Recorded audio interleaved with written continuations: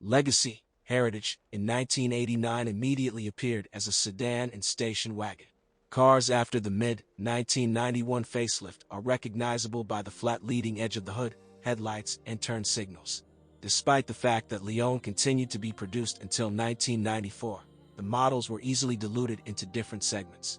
The wheelbase of the Legacy was 2,580 mm versus 2,470 mm for the younger brother. The length was 4,540 and 4,435 mm, respectively, for sedans. Of course, in terms of cabin comfort and equipment, Legacy also stepped up to a new level.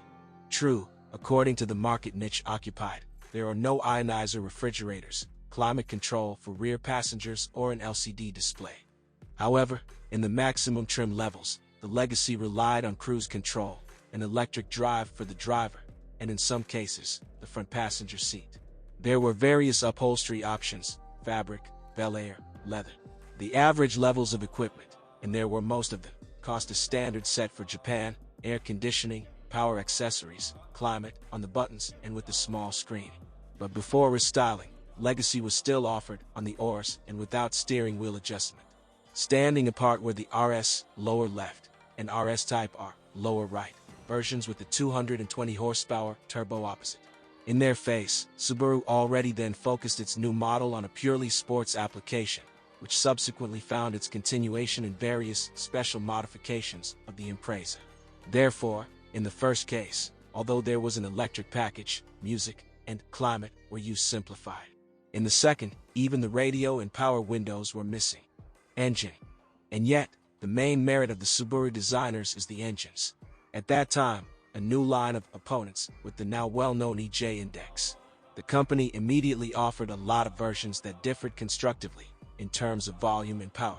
So, the base was the 1.8-liter EJ, which existed only in SOHC version, but for different markets it was offered with the carburetor, central or distributed injection, 110 to 120 horsepower. The 2.0-liter naturally aspirated, exclusively injection EJ20 could also have 125 horsepower, or 140 or 150 horsepower, shafts in each head. Its turbocharged modification had only DOHC, but two options for power: 200 GT equipment and 220 forces, mentioned by RS on sedans and ST on station wagons after facelift. With the update, the wagon also received a 2.2-liter 135 horsepower aspirated.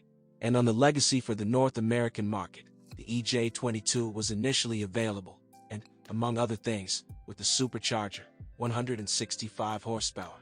One curious moment: the twin-turbo was not yet used in Subaru. They managed with one turbine. Transmission. As for all-wheel drive, the systems that appeared on that Legacy determined Subaru's approach to this issue for many years. With a manual gearbox, Razdatka with a differential blocked by a viscous coupling was used. As part of the automatic transmission, in addition to the differential assembly, a multiplate clutch without a differential could work, transferring up to 50% of the torque to the rear wheels. It is a pity that with the gear lever drive, trouble. In general, no clarity here, no short moves, unless you get used to it instantly and start to get into gear right away.